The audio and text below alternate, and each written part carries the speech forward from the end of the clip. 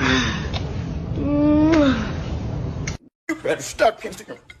You better stop kissing your meat like that. Shirley, bring him a hamburger. Bring him a hamburger patty right now. Put the meat down. Put the meat. Brenda, you let him kiss his meat like this at the house?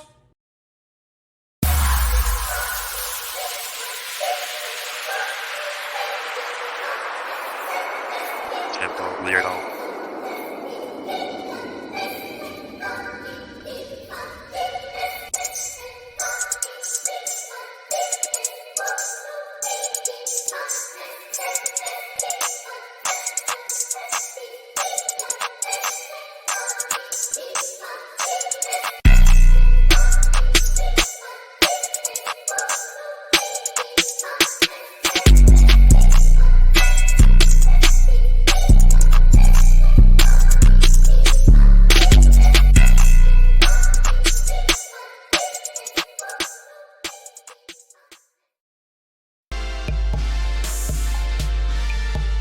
What's going on with everybody?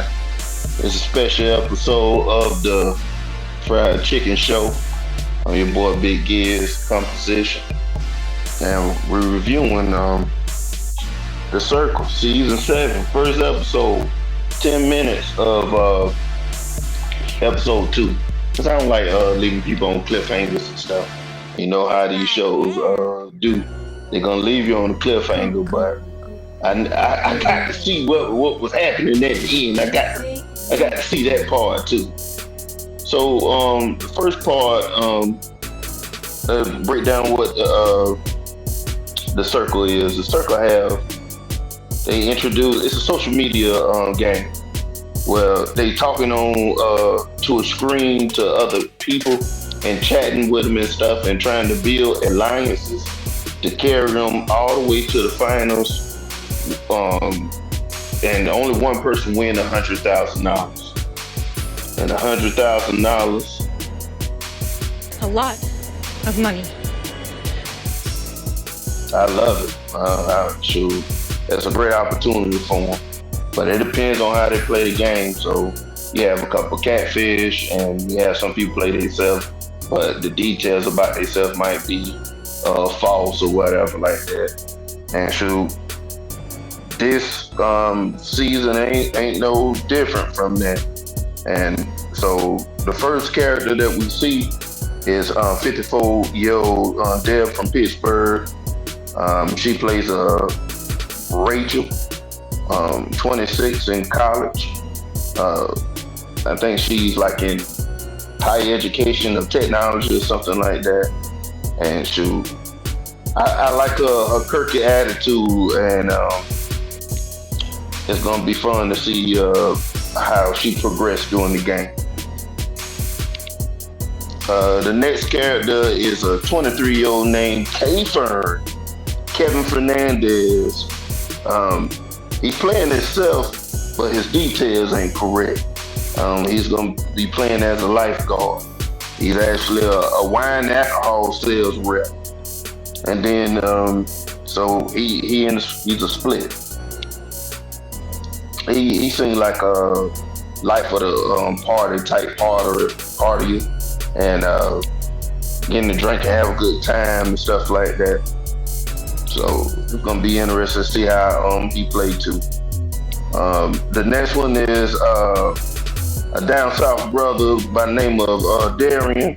He's a 6th grade middle school teacher, 29. He playing as himself, and he seemed like he's gonna try to play the game genuine. I always root for the underdogs that play for themselves. I don't know if it's an absolute way of how to play the game. Long as you build those alliances, it don't matter if you're a catfish or you playing as yourself, because your personality usually shines through. And I think the more you give good TV and the more that you make it easier for the other players and yourself and things like that, you probably get rewarded for that. The next one is JoJo and Nikki Scarlatta. They twins from Staten Island, New York. 24 years old, and they're construction workers. They playing one of the twins' girlfriends, which is a nursing student named Gianna, which is 22.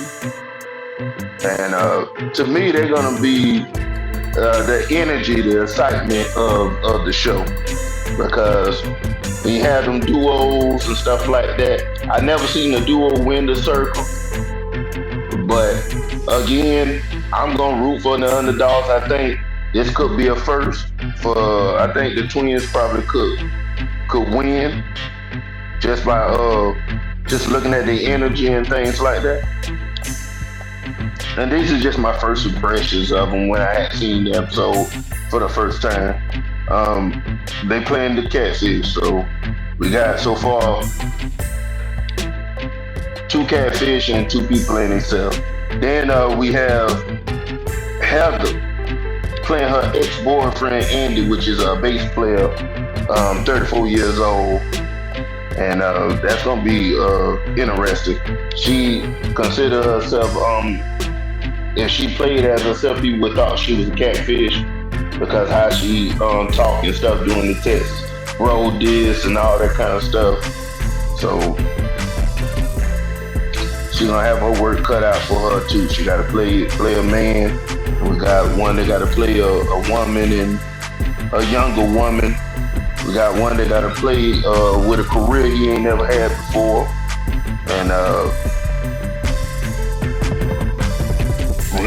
we got one that's doing the opposite. Gotta play as the twins gotta play as a woman.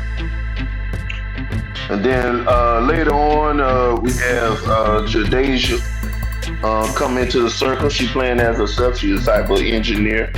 I like her story.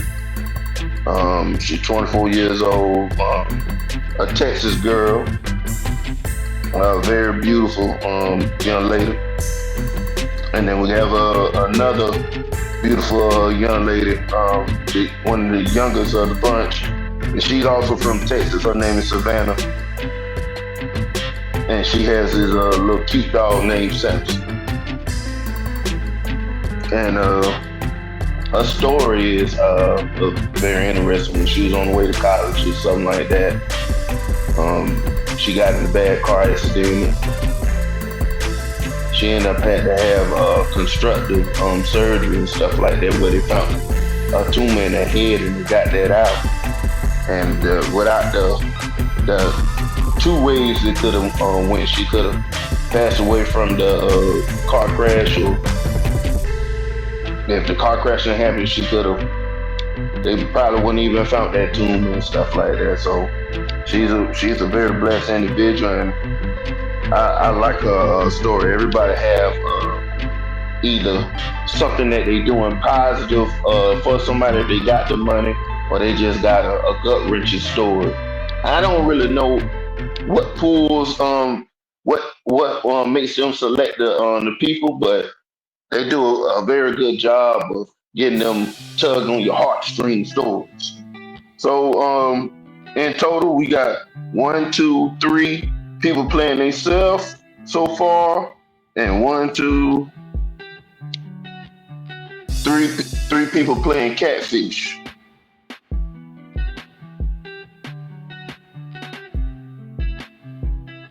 Yeah. And then they had a couple conversations during that episode where some alliances got formed. Rachel and Gianni, people from the same area, Staten Island. Rachel from Pittsburgh, but her mom is from Staten Island. And Gianni is from Staten Island and stuff. So they formed the group Rachel, and they was able to bond over just having the same kind of ways of life. And then the guys, while that was going on, K-Fern, Andy, and Darian, they come up with the Bros Alliance, and they chat and stuff like that. And they was bonding over just staying together and trying to look out for each other. They ended up playing the first game that they played was Risky Quizness, and it was a bunch of questions that they had to have either a yes or no answer to. So these questions pretty much show if you're gonna they read more into these questions than what they need to read into it, but they don't give you no way to add context because you just gotta add a thumbs up or thumbs down to it if you agree with it or you don't.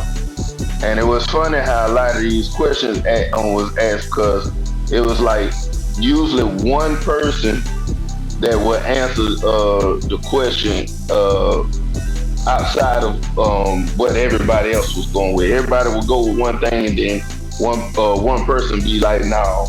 And that was for every one of the questions if y'all pay attention. So the first question was, would you send a nude photo? And Jadasia being the good girl and stuff like that, she was like, no, everybody else was seeing a nude photo.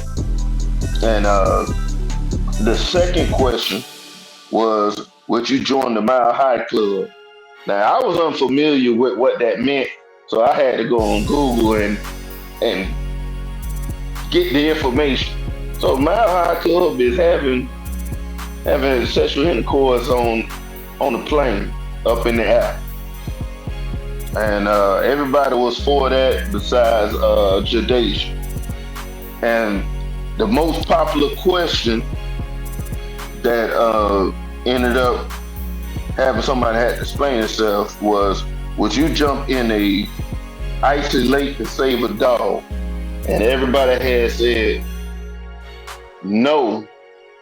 Everybody had said yes, they would do it. And Darren had said no. So I guess he said he couldn't swim, so he wouldn't do it. That's understandable because I can't swim. But even if I could swim, I'm sorry. I wouldn't be able to get no dog, no dog and stuff like that. Dog might bite me, might get me. But it is what it is. He lost a lot of points with that. I'm just joking. If I know how to swim, I would say the dog too.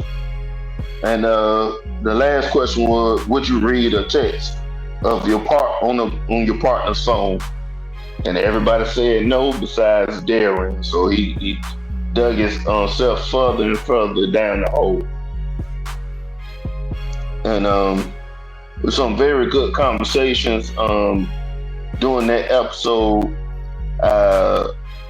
I like the Rachel and Gianna conversation. I like the Rachel and Savannah conversation after the ratings, because soon after that quiz we had the ratings. But we're gonna fast forward past the ratings right quick and talk about the conversation after that. And Rachel reached out to Savannah because she hadn't really talked with her. She had already got an alliance with Gianna. Savannah had already made her decision. Rachel kind of had made her decision too, or whatever, about what the ratings gonna be. And she was inquiring about that titanium princess or queen or whatever that Savannah had on her post, like about the brain surgery and stuff. And what was interesting to me about that was Savannah had an opportunity to share about her being in the car wreck and they discovering that tomb, and at 22 years old. That tugged on your heartstrings that she had to go through all that. And then you can see the hurt in Deborah, in Deb's face, by her being a parent and also having her oldest son pass away at that same age. So I don't know what the producers was doing then, but they were trying to tug on your heartstrings, and it was working. It was definitely working because that was just sad to hear both of those stories. And we'll get into the first ratings. Um, they ended up rating Gianna seven plays, and I was like, wow. I thought she was doing pretty good, but maybe people felt some kind of way about her just reaching out to somebody just from her hometown or associated with her hometown. So they didn't feel too hot about Rachel either, and they threw her sick. And Darren, since he wouldn't save that dog, they went on and threw him on in fifth place. K Fern ended up being in the middle of the pack. Kevin with the fourth place. Jadeja got third, and people were feeling Savannah and Andy, and they got pushed up to Savannah got pushed up to number 2 because a lot of people looking at potentially in the future how she may be able to help them, and it worked out in her favor. And Andy, with all the alliances that he had got in the bro joint ratings, as long as he was able to make it to 1, because when he did the bro joint, shoot, that was a 2-for-1 deal right there. So all that was pretty cool, and that was pretty much to about the end of the episode. And then they I think Andy and Savannah end up blocking Gianna, but I don't think I don't think everybody know about it yet. So when they go to about to transition to the next episode, they bring up the disruptor button, and everybody is saying learning about the rules about the disruptor, and that's a pretty cool thing that they doing. It reminds me of a way for them to be able to introduce like good things and bad things, because it's a 50-50. You don't know what you're gonna get. It's either gonna be an advantage for you in the game or a disadvantage for you in the game. So a lot of people sit there and said they wasn't, but Gianni, she said she was rated on number 7, and she ain't gonna leave it to the influencers to make her make the decision. So the twins go and say disrupt, and then it just changed to the next episode because they leave you on the cliffhanger. So when it come on, they ready to make their decision, the influencers, and then the influencers, of course, choose Gianni. But then another alert come up and it says that the disruptor is Gianni, and they was rubbing their hands and stuff like that. And then they said for this round of disruptor, the disruptor is immune from getting blocked. And then they said since she was picked to be blocked, they said there'll be no blockings today. I said, oh man. So that was a pretty foul joint, but everybody's still intact. And I'm interested in see how that's gonna play, because you got Savannah and Andy. Should by them not blocking somebody that could actually go out. Now they got targets on their back by the person that they tried to block, and by other people that see how they strategize and stuff. So When I come back in, I'll be talking about the rest of episode 2 and probably give you a little bit of 3, or I might try to do episode 2 and 3 at the same time. But the circle look like it's gonna be pretty exciting. I'm interested in seeing all the characters this year, and I think my favorite, just how this season started. I like the Scalatas. I like Gianna. I think Gianna is the twins is my favorite characters, and the potential for Jadasia and Darren, because they look like they're gonna be feeling each other or whatever. I think that's gonna end up being my favorite couple. I'm going in and call that, and see how all the relationships and alliances work. And I'll be back with y'all shortly with another one. Hey, bro, come on now, dog. Come on, man. Did what we had to do to survive. Survive the day.